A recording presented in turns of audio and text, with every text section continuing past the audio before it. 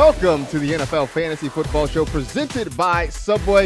You can try the Subway Series menu, your pick of 12 irresistible subs. I am your man, MG Marcus Grant, joined by Michael F. Florida. We've got the specialist on the other side of the camera there, a cast of dozens that help us put on this show. And we are officially through week one.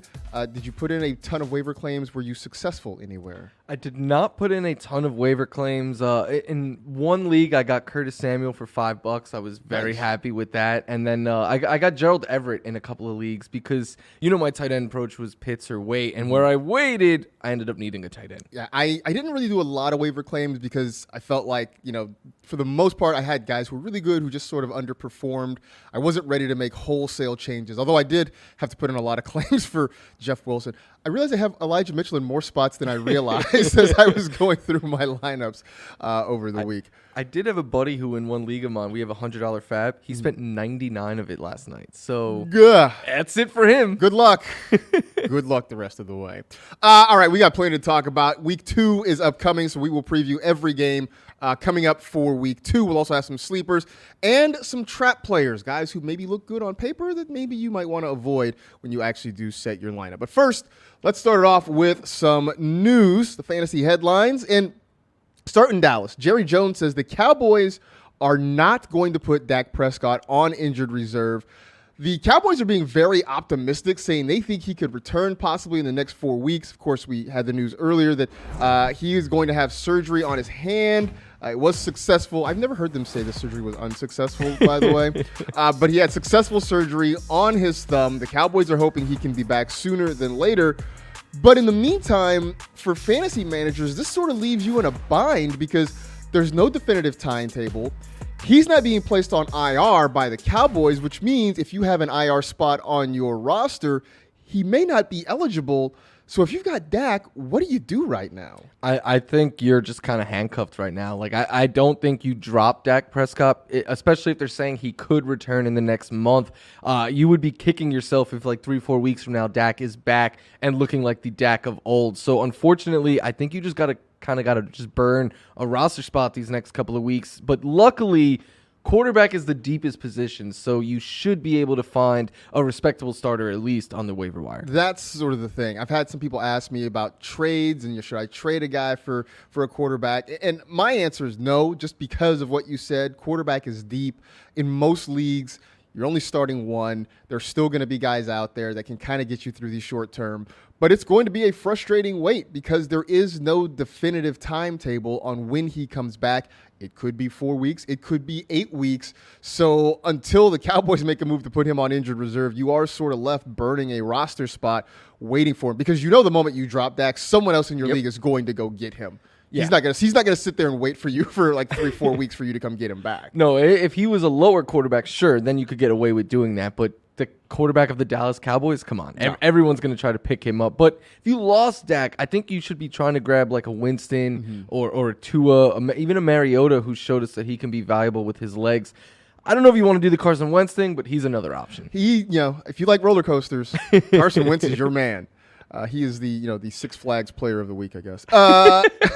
Every week. Over to Pittsburgh. Najee Harris, we talked about this on Monday, was seen leaving the stadium after the game on Sunday in a walking boot. Does have a foot injury, but he says he is going to play this weekend against the New England Patriots. Now, this is a foot that he has injured in the past. He says he's going to go. The Steelers don't really seem to be refuting that.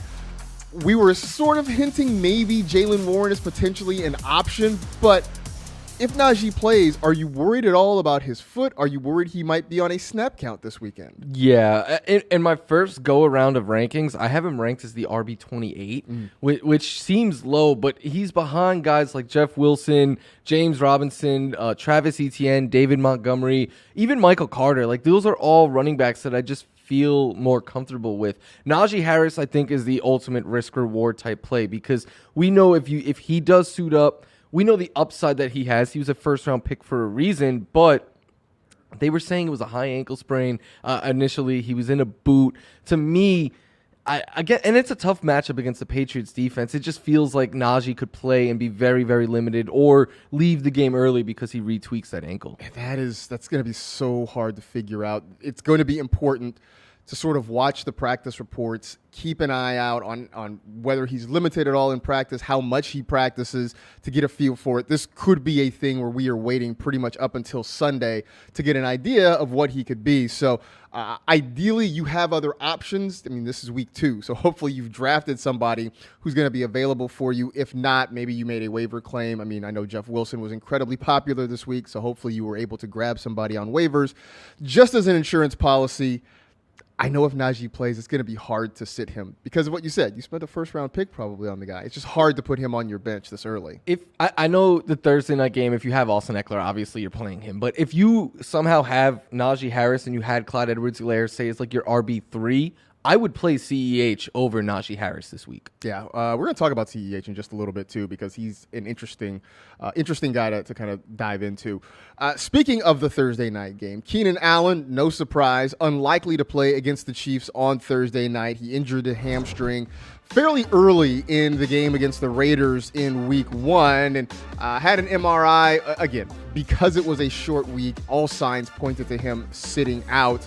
So, last week, with no Keenan Allen, I think we all thought they were going to pivot to Mike Williams. They didn't. DeAndre Carter ended up having a good day. Gerald Everett had a touchdown catch. This week, which pass catcher do you like to step up in the assumed absence of Keenan Allen? I think Mike Williams is the obvious answer. I know people are panicking, and Mike Williams had a down week 1. It's not what we wanted to see, but it's also not like it's something unheard of. Like Mike Williams, even last year, finishing as a top 12 wide receiver, routinely had a couple of games like that throughout the year. It's just who he is as a receiver and his style of play.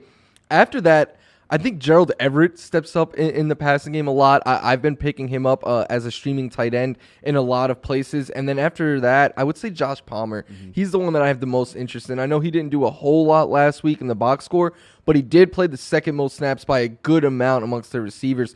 DeAndre Carter was at 39%. Josh Palmer was at 77%. Yeah, Palmer's a guy that I drafted late in a few spots just because I wanted more shots at the Chargers passing game.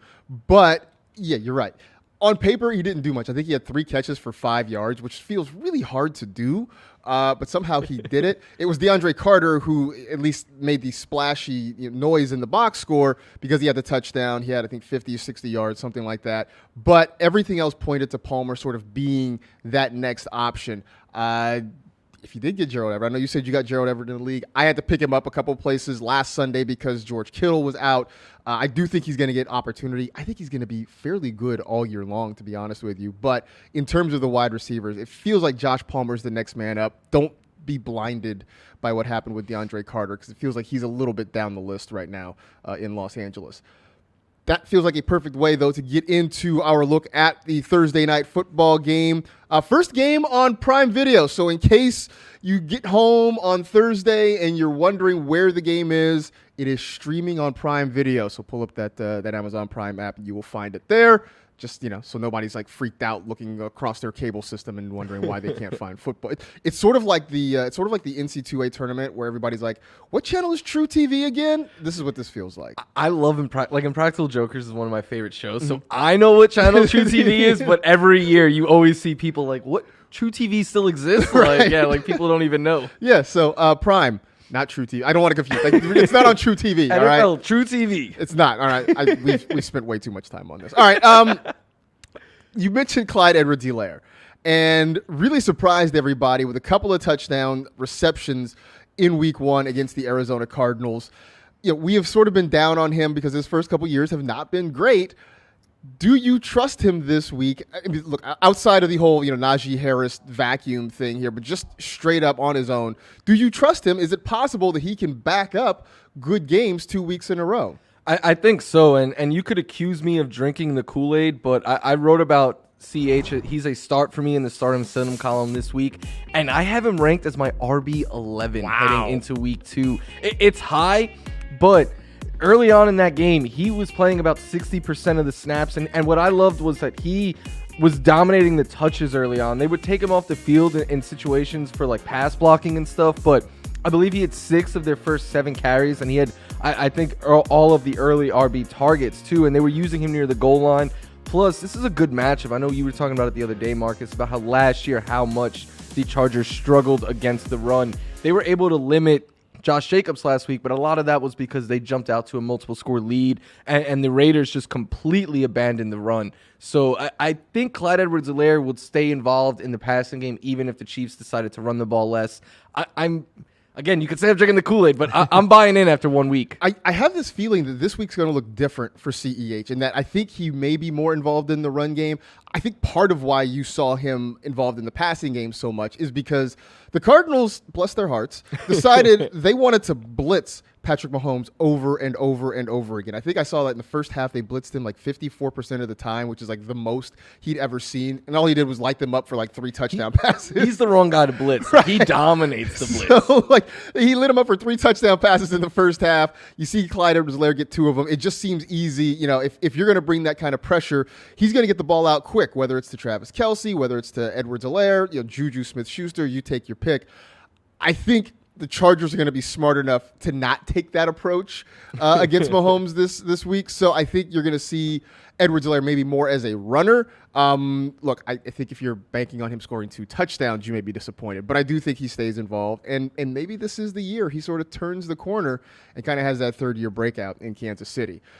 On the other side, it was not a great day for Austin Ekeler. I mean, he was involved. Obviously, they didn't need him. They went on and got the win. Anyway, do you expect he's going to have a bounce back this week? Yeah, I think so. I mean, he's Austin Ekeler. Like, 1 week is not enough for me to be like, oh, like, ring the panic alarm or anything like that. I think without Keenan Allen, he could even see more targets.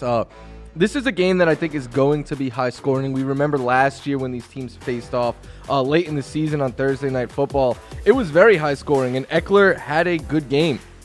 He scored a touchdown. He went for over 80 yards. I know that's not like the huge Ekeler game that we want, but earlier in the season when they played him, he had over 100 yards, and he was involved in the passing game. He caught a touchdown. He's Austin Ekeler. I still have him ranked as a top 5 running back. I wouldn't be worrying at all. I mean, this just seems like, okay, he had a slow start to the season. Not freaked out about it. I think he's going to be involved. Like you said, I'm expecting a lot of points in this game, thinking it's going to be back and forth. And if that's the case, they need Austin Ekeler. Plus, he's a guy that not just a pass catcher, but a route runner for them. I mean, he's not just taking outlets and running down the field. So I'm not so worried about Austin Ekeler. Again, you probably drafted him with a top 5 pick. You're playing him this week. He's going to be fine. All right. We got plenty more to talk about. We're going to dive fully into week 2, get our game previews going. That's on the other side of this break, next on the NFL Fantasy Football Show. A look to the data presented by Intel. This comes courtesy of our trusty research staff here at NFL Media. For the 4th time in NFL history, there were 4 or more players with 140 or more rush yards in the opening week. This week, there were 4 that did it. Saquon Barkley had 164. Jonathan Taylor had 161. DeAndre Swift with 144. And Nick Chubb with 141. So basically what that reinforces to me is that it actually seems wise to take an early round running back because those guys seem to produce for you. But let's spin this ahead to week 2. Of those 4 guys, again, Barkley, Taylor, Swift, and Chubb, who is the most likely, you think, to repeat that, to go 140 or more in week 2? I think it'll be Saquon Barkley. And Jonathan Taylor's always a candidate, but he just routinely runs for 140 against the Texans every week. Saquon Barkley is the Giants offense. Like, he played 83% of the snaps last week. He had 18 carries, 7 targets. I mean, he led the team in targets and receptions while also running for 164 yards and a touchdown and the winning 2-point conversion. I mean, I don't know what more this man has to do. Like, he's just so good. And this is a game against the Panthers where the Giants could actually be playing with the lead. And if that's the case, I mean, they're just going to ride Saquon Barkley until the wheels fall off. So I think that he has a strong case every week of rushing for that many yards. I mean, the burst looks like it's back for Saquon. He looks like the guy that was coming out of Penn State and just running people over. I'm going to go with Nick Chubb because sort of like you talk about Saquon being the offense, Nick Chubb, he's maybe not the whole offense in Cleveland, but he's a large part of it because as long as Jacoby Brissett is the quarterback, they're not going to lean on him to throw the ball a ton. If you see Jacoby Brissett routinely throwing the ball 35 times, things have gone really bad in Cleveland. But to sort of keep it close, I think they have to lean on Chubb. We know he is so great after contact, picking up those extra yards there. And I think the matchup is pretty good against the Jets in a game that I expect to stay close pretty much throughout. So I expect another big workload for Nick Chubb. I expect him to do Nick Chubb things. And I wouldn't be surprised if he gets 140 or more yards again in week 2. All right, let's jump into our game previews. And let's start it off with that Jets and Browns matchup. If you are looking at somebody, start, sit, beware, whatever, where are you going to go? I went there last week. I'm going to double down. I'm just straight up sitting Amari Cooper. And Marcus, you literally just said if Jacoby Brissett has to throw the ball 35 times, something has gone horribly wrong. He threw the ball 34 times last week. Amari Cooper finished with 17 yards. Jacoby Brissett finished with 147 yards and 1 touchdown. That's the sort of volume we're talking about in a game where the Browns had to throw the ball because it was close and they fell behind late. If this is a week against the Jets where they're playing, it's close or they're playing with a lead, which I certainly think is possible, they're going to want to keep Jacoby Brissett closer to like 20, 25 passing attempts, I believe. And that's just not enough volume for Amari Cooper. He's the clear focus in that passing game that other defenders are going to be keening in on. So I just think Amari Cooper is someone right now to just flat out sit everywhere. I mean, it's a situation where there's not going to be a ton of targets, at least if things are going right for the Browns. Not a ton of targets available. And you sort of looked at like the route depth for these teams. They're not really pushing it downfield. No. Donovan Peoples-Jones was mostly the downfield threat, and even that wasn't necessarily huge. So I'm with you. I avoided drafting Amari Cooper this year, and if I have him, I don't know that I feel comfortable playing him at all at this point. The Commanders and the Lions. We talked about this earlier. The Commanders have an interesting pass-catching group. They do. We knew Terry McLaurin was going to be a thing, but Curtis Samuel came alive in week 1. And my sleeper this week is Jahan Dotson. And I know there are folks, the draft nicks, the dynasty folks who were big on Jahan Dotson. And I think the rest of us sort of saw what was up this past week. And didn't get a ton of catches, but did make some nice plays, had a touchdown as well. And you looked at it, he was running, in terms of going downfield, about the same amount as Terry McLaurin. So now you've got two guys sort of on the outside that can kind of stretch the field for you. Carson Wentz, we know he's going to be inconsistent, but he does like to throw the ball downfield. So that is a good thing for Dotson. The Lions, they were giving up some chunk plays last week as well. I know they gave up the big, long catch to A.J. Brown, who, look, I don't know if that's fair to compare because A.J. Brown is just a man. But I do think you're going to see Washington push the ball downfield.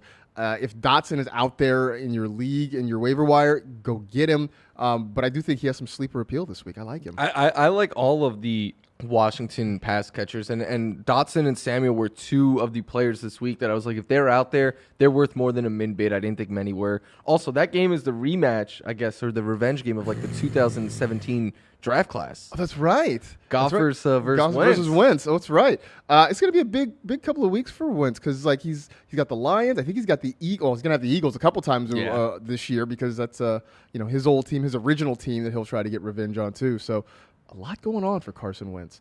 Bucs and the Saints. If we were going to pull a clip for social and put this across social media, I feel like this is the thing that it's going to be. I don't think you're wrong. I just think it's going to generate conversation. I'm going to get some flack for this, but I'm saying beware of the GOAT, beware of Tom Brady, and I actually have him as a sit in the start and sit column. Look, he's played the Saints 4 times since becoming a member of the Bucs, and in those games, he's thrown for 239, 209, 375, and 214 yards. So 1 good game, 3 bad ones, and he has 6 touchdowns to 8 interceptions in those games. He's averaged less than 17 fantasy points per game against the Saints, whereas he averages over 26 against everyone else. The Saints have just had Brady's number, and those numbers are all inflated by that one big game. It's possible he is the GOAT. He is Tom Brady. He's proven me wrong more times than I can count already. But this is a tough matchup, and it's not like Brady played lights out last week either. He scored less than 11 fantasy points. There's no Chris Godwin. for me, this is like my Matt Stafford sit last week. I wouldn't sit him for just anyone, but if you have another quarterback on your roster, say a Derek Carr, someone like that you feel comfortable with, I would play that player over Brady. Yeah, it's become notorious that the Saints just know how to stop Tom Brady. I'm sure there are 30 other teams in the league that want to bottle that and figure out how to make that work, but for whatever reason, the Saints have sort of figured it out. Panthers and the Giants, and we talked about Saquon Barkley here. For me, I'm sort of hedging on this. So I wrote beware of Robbie Anderson, and I think on the one hand you can certainly beware because most of his yardage came on one play. He had one long touchdown catch. So in that respect, it's sort of hard to think that he can do it again just because this isn't necessarily a vertical passing game. On the other hand, I do think he has sleeper potential just because he ran 100% of routes on 100% of the dropbacks last week. He did lead the team in targets. So maybe there are more chunk plays there. I just think basically for Robbie Anderson, it's going to be inconsistent week to week. I think there are going to be weeks where he will be better than he has been.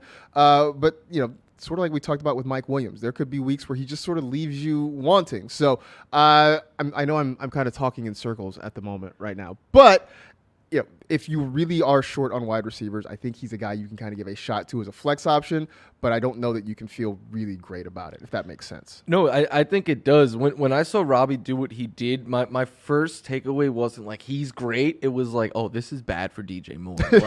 like if other pieces are becoming a big thing in this offense, because DJ Moore is going to have games where he's the guy. So it could just, like you said, it could just be kind of a headache each week.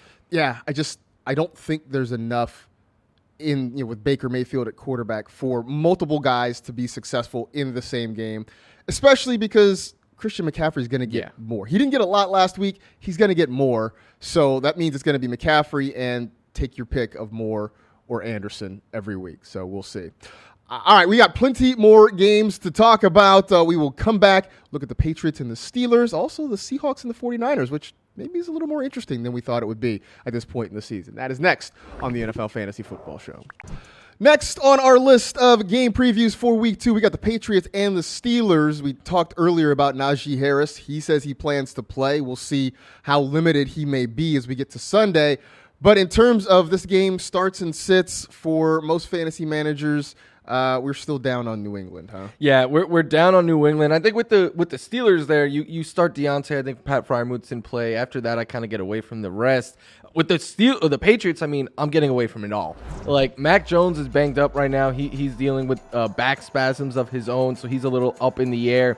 Hunter Henry was a guy who was useful last year, but he's getting outplayed by Jonnu Smith in Week 1, and if he doesn't score a touchdown, we know how volatile he is. The receivers, there's 4 different receivers getting action like that. That is not what you want to see for fantasy purposes. And then the running backs were supposed to be the thing that we can hang our hat on in this offense, but Damian Harris led them last week with just 40% of the snaps, 9 carries.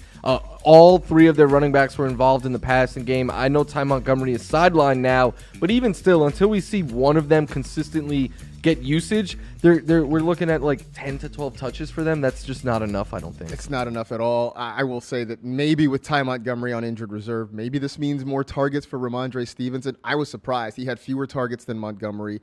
Montgomery played more snaps than Stevenson in Week 1. Frustrating. Super frustrating. So maybe that clears it up a little bit, but there's still so much about that offense that is just underwhelming. I'm with you. I don't want any part of it. The Steelers shut down the Bengals a week ago. I don't want the Patriots against them. Want no part of that at all. Colts and the Jaguars, and I'm going to say I have Nyheim Hines as a sleeper. He might just be a flex start depending on what your roster looks like or how deep your league is. Coming into the year, Frank Reich made a comment about how if I played fantasy football, I would really pay attention to Nyheim Hines, and we all sort of perked up at that. And then I saw the results of Week 1. I'm like, oh yeah, he wasn't lying. I mean, Michael Pittman was far and away the number 1 target in the offense. No surprise there. But the next most efficient and productive pass catcher was Nyheim Hines. Caught all 6 of his targets. Really was the closest thing they had to a wide receiver too, because they don't have anybody else that's going to catch the football there consistently. Alec Pierce now, I think is going to be out with a concussion because he took a really wicked shot during the game. There's just nobody else that you can really count on in that offense to catch the football. So we know that Jonathan Taylor is going to get the rushing work, and he'll get a few targets. But Nyheim Hines, I mean, he might be the number 2 pass catcher in Indianapolis right now. I agree. And it's something that we were talking about coming into the year. Like, Matt Ryan just likes throwing to his running backs a lot. And both of them saw over 5 targets in week 1. So I think it is 100% an instance where, like, just because Jonathan Taylor is Jonathan Taylor doesn't mean there's not enough for Nyheim Hines to also be fantasy relevant. I think that's going to be the case pretty much all year long. It's in the past we'd have the Nyheim Hines game.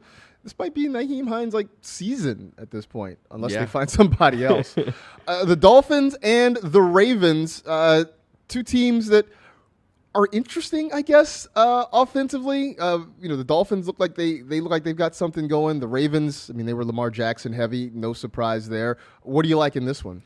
So on the Dolphins side, I think you start Tyreek Hill. I think you start Chase Edmonds. The rest are a little up in the air. We're going to talk more about Jalen Waddle later. For the Ravens, you're starting Mark Andrews. You're starting Lamar Jackson. And I would still be starting Rashad Bateman. I know it's easy to look at what he did in week 1 and be like, he had one good catch that saved his day. Well, it was a 50-yard touchdown. Like, that is what Rashad Bateman brings to the table. He is a deep ball threat. He could win in the red zone. But what I like is he was the second most targeted player behind Mark Andrews. He led this receiving core in snaps and routes, and he is going to be their top receiver. And last week, it was against the Jets. The Ravens had a lead. Lamar only threw 30 times. This game could be closer against the Dolphins. Lamar might be showing out for a team that he potentially wants to play on in the future. I expect more passing this week, and if that's the case, I expect even more Rashad Bateman production. We sort of talked about this, too, earlier in the week. This feels like an offense that might be able to support 3 pass catchers this year because I don't think Bateman gets the same kind of target share as Marquise Brown, which means you've got Andrews, you've got Bateman, and you've got Devin Duvernay, who could end up being fantasy relevant pretty much all year. Falcons and the Rams, and I saw, I think Andrew Siciliano tweeted out the stat about teams that start a season 0-2, and your chances of making the Super Bowl are pretty much nil at that point. So weirdly, this is an elimination game for these 2 teams. It's also the Todd Gurley Bowl, even though he hasn't played in the league in a while. But I'm saying you can start Allen Robinson. And this is mostly, I think, a don't panic message about what happened in week 1. Yeah, it was awful. You got 2 points out of Allen Robinson. Matthew Stafford seemed to barely look his way. They're not playing the Bills this week. They're not playing that Bills defense. We saw in the 4th quarter last week, Jameis Winston and the Saints offense really come alive. And I just also think after what happened last week, Sean McVay knows they've got to get Allen Robinson going a little bit more. They've got to get him involved in the passing game. So I'm not going to quite say this is the squeaky wheel theory because we haven't heard anything from Robinson specifically, but this is more of the Rams sort of overcorrecting a little bit, figuring out what went wrong, getting a lot of their other pieces involved, and again, not having to play a defense for a Super Bowl caliber opponent, I think has a lot to do with it. So if you have Allen Robinson and you were freaked out about last week, this is just my moment to say, take a deep breath. It's going to be okay. He's going to bounce back this week. And me and you both watched all of his routes after that game, and both of our takeaway were like, yeah, he could have had more volume go his way. Yeah, he should have had more than 2 targets. I know somebody was like, he was open on all of them. Like, I'll pump the brakes. I'll pump the brakes on that, but he definitely should have had more than 2 targets last week. So Seahawks and 49ers, I should say your NFC West leading Seattle Seahawks, which is not a phrase I thought I'd be saying, against the San Francisco 49ers, who are licking their wounds after a frustrating loss in week 1. Who are you looking at for this one? I think for the 49ers, you're playing Deebo Samuel. We got to see about George Kittle. I think Trey Lance is still in play. And then for the Seahawks, though, after Rashad Penny, I say beware of everyone. That includes DK Metcalf and Tyler Lockett, who in years past were obvious must-starts with Russell Wilson. You look back at week 1, Geno Smith threw the ball 28 times. DK Metcalf led them with 7 targets. He caught all 7 of them for 36 yards. That's not good. And then Tyler Lockett, only 4 targets, 3 catches, 28 yards. And again, this is now a matchup where I think both teams are going to try to establish the run. This could be one of the slowest paced games of the year. Forget the week. Like, we could see each team attempt 25 passes or something like that. And when We're talking about Geno Smith. Clearly the game plan with him is control the clock, short throws that you know you can complete. You're not airing it out. You're not taking those moonball shots with Russ.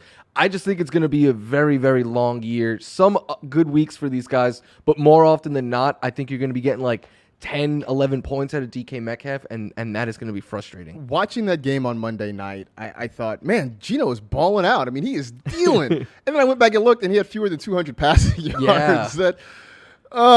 That does not bode well for the rest of the year for those guys. I don't think so. At all. All right, we got plenty more games to talk about. We got the Bengals and the Cowboys, which certainly has an interesting twist with no Dak Prescott. Also, Cardinals and the Raiders. That's going to be an interesting one down there in I was going to say in the desert. They're both playing the desert. Down in Las Vegas between those two teams. We'll dive into that after the break on the NFL Fantasy Football Show. Bengals and the Cowboys next up on our list of Week 2 games. We talked about the Cowboys, no Dak Prescott, so you're sort of taking a cautious approach with pretty much everybody. CeeDee Lamb, Zeke, Tony Pollard, Dalton Schultz, et cetera, et cetera. Let's look on the Bengals side because I think you're streaming the Bengals defense. We're picking on the Cowboys offense right now until Dak Prescott gets back. So the Bengals feel like a really great streaming option this week, maybe to get some sacks on rush, get some turnovers, that sort of thing. Also want to talk about Joe Burrow because it was not a great week for him in Week 1. He sort of rallied and tried to salvage it as much as possible in the latter part of the game, but turned the ball over a ton. I think he bounces back this week. I mean, he's just too good. He has too many weapons. That offense is too good to think that he's going to do this all year long. So, and I say this as somebody who started Joe Burrow in a couple of places last week. Yeah, it was not what we wanted. I feel like in the short time it took for me to get from here to home on Sunday, he'd already thrown a couple of picks. That was not a great way to start, but I think he's going to bounce back. There's a reason we're drafting him as a top 6 or top 8 quarterback. I just don't think you can keep him down for too long. He looked great outside of those picks. Like, he was throwing the ball downfield well. Like, it was just one of those games where, like, you kind of tip your hat to the Pittsburgh D. Like, they got playmakers on that side of the ball as well. Yeah, so I think you don't have to panic on Joe Burrow this week. Texans at the Broncos, and the Texans were feisty. They ended up getting a tie. The Broncos looked sort of clueless on Monday night, especially at the end of the game. Where are you going here? This is kind of a straightforward game, I think, for the Texans. To play Brandon Cooks. Rex Burkhead is maybe a flex, and that's kind of it there. I would still be sitting Dameon Pierce. And then with the Broncos, Javonte Williams looks like a start right now. Russell Wilson is still a start, but I think Jerry Jeudy is a start as well, and Courtland Sutton is as well. The only thing is, coming into the year, Courtland Sutton was getting a lot of hype. And in Week 1, he had a great game, but so did Jerry Jeudy. And that was kind of something I think that got overlooked in the preseason. Everyone was so bullish, or not everyone, but a lot of people were very bullish on Courtland Sutton, that Jerry Jeudy started to fall in drafts a little bit. And I kind of think this is the new DK and Lockett in the sense of, Courtland Sutton, it may be the DK, but Jerry Jeudy is a very good receiver in his own right. He's going to be that Tyler Lockett. And when you look back at how those two were the last couple of years in Seattle, there were Lockett weeks and there were DK weeks. And I think that's exactly going to be the case with these Broncos guys. And in the end, those guys would end up pretty close to each other in the final rankings, and that very well could be the case with Sutton and Jeudy. Although it was frustrating those first few drives when Russ wasn't throwing to any wide receivers at all. So just to go off topic, I tweeted as a joke, I was like, the answer to Sutton versus Jeudy was Andrew Beck. And then Jeudy scored a touchdown and someone tagged me in Old Takes Exposed, and I was like, there's so much worse you could tag me in than this. Like, clearly was a joke. Look, I have thoughts. I'll let it go. Just don't do that. Anyway, Cardinals at the Raiders, two teams. Again, this is sort of another elimination game, right? The Cardinals got drilled by the Chiefs in Week 1. The Raiders really could never get it going against the Chargers. They lose Week 1. I think for Las Vegas, I think Derek Carr is certainly in play. We know Devontae Adams is definitely a start. Darren Waller should be a start as well. On the Cardinals side, you're starting Kyler. You're starting, Marquise Brown, James Conner. I also think you're starting Zach Ertz, and I have been on record as saying that I thought Zach Ertz was going too late in drafts. I know he didn't have big numbers in Week 1, just 2 catches, 14 yards, did have a touchdown. I think he also had a 2-point conversion in that, which sort of saved his day. There will be more targets for him. I think also what happened is that the Chiefs jumping out to a big lead, it really sort of scrambled what Arizona wanted to do. I think they wanted to had to push the ball downfield more to try to get back in the game. I think this week this game stays closer. I think you see Kyler get his passing weapons involved a little bit more. And I still think that until DeAndre Hopkins comes back, with Rondale Moore still sort of nursing an injury, I think there's still plenty of targets for Zach Ertz. So I would expect more than 14 yards. I expect more than the 2 catches he had. I think you're fine having him in your lineup this week. Yeah, I think so as well. He last week was limited and still got the job done, right, for fantasy purposes. So that's all you want. Right. I mean, look, with tight ends, if they score a touchdown, you're pretty much golden. Yeah. And I think he's going to do more than that this week as well. Sunday Night Football, the Bears and the Packers. The Bears flying high after their big win. The Packers still trying to figure some things out offensively. And I see you've done an about face from where you were on a certain player last week. Yeah, I'm saying again to start Aaron Rodgers here. I last week I was like, listen, he thrives against the Vikings, and it didn't work out. Mm-hmm. But the Bears are the ultimate get-right game. I'm sorry. At least for him. At least for Aaron Rodgers, they are. Like, he is an honorary owner of the Chicago Bears. We know that. And in his last 4 games against Chicago, he's averaged nearly 29 fantasy points per game, throwing almost 4 touchdowns per game. It's something about this matchup. He always plays well against the Bears. He has his entire career. I know that there are concerns about the Packers offense, their receiving room and everything, and it's real. But this just feels like a spot where Aaron Rodgers, last year too, remember, he was awful week 1 and then went on to be the MVP the rest of the way. I'm not worrying too much yet after one down game. I think this is a get-right spot for him. It is a home game. It is an island game on Sunday Night Football. It is against the Bears. All these things seem to be coming together for Aaron Rodgers to go out and have one of those classic Aaron Rodgers games where suddenly then everybody's like, oh, yeah, Alan Lazard's a thing, and Christian Watson.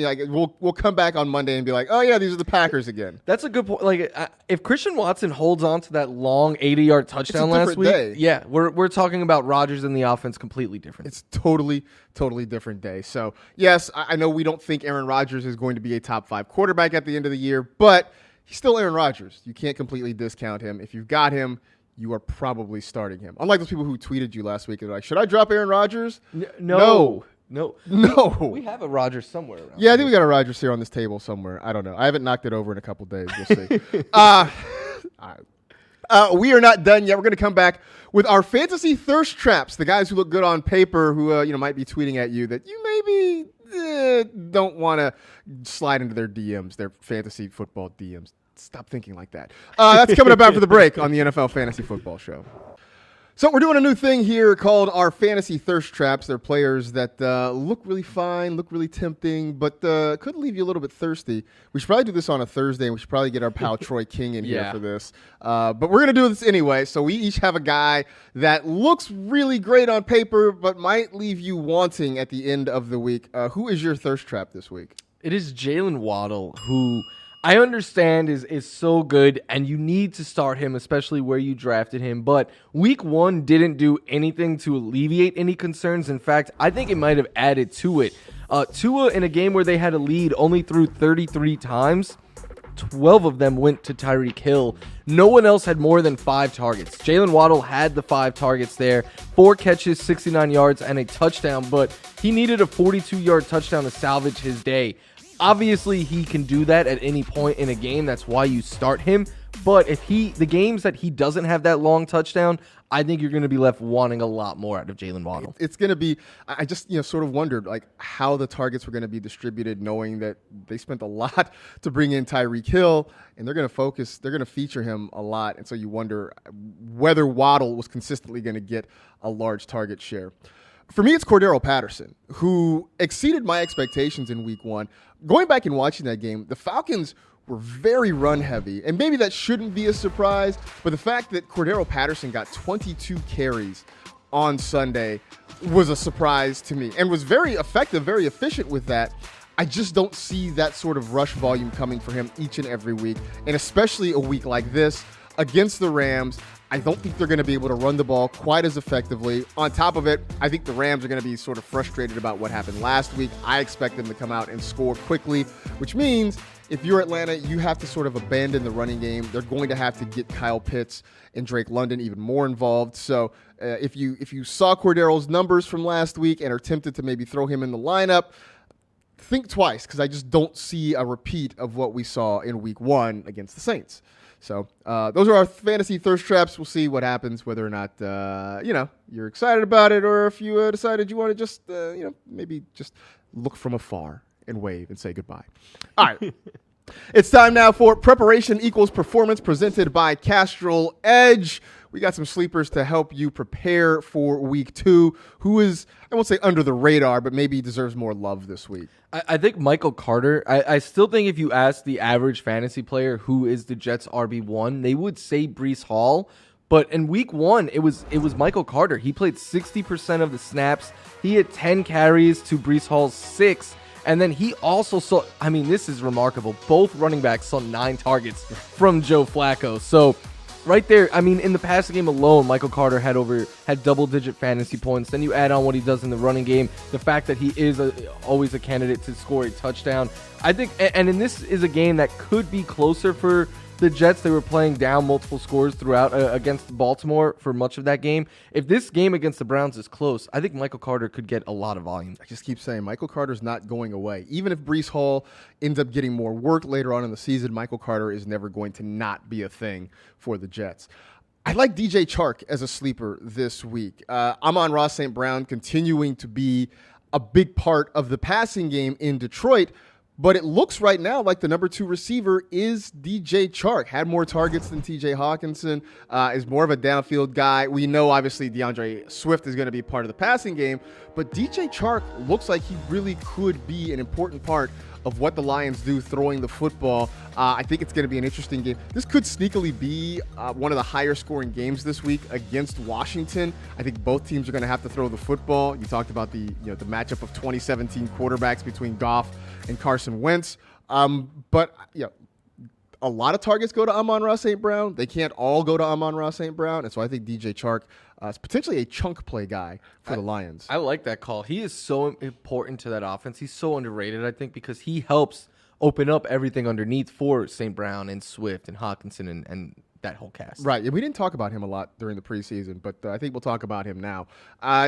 You have Aaron Rodgers as a start. You got one of his receivers as a sleeper. Yeah, Romeo Doubs. 5 targets last week might not sound like a whole lot. It was second on the team, and it led all of their non-running backs. Like A.J. Dillon had 6, Aaron Jones had 5. No other player besides Doubs had more than 4. So I think that is telling for a week 1 rookie to be that involved. And I think the fact that like Christian Watson dropped that long touchdown, that is going to go against him. And we know Aaron Rodgers loves trust, and it's such a big thing with him. I think Doubs is earning more and more of his trust, and I wouldn't be surprised. Last week he was 4th amongst the receivers in snaps. I wouldn't be surprised if he quickly jumps past Watkins and Cobb. Wouldn't be surprised at all, especially when you talk about Watkins and Cobb as well. Curious to see how this sort of works when Allen Lazard is back, but I think Doubs has done enough to cement a pretty consistent spot in the rotation.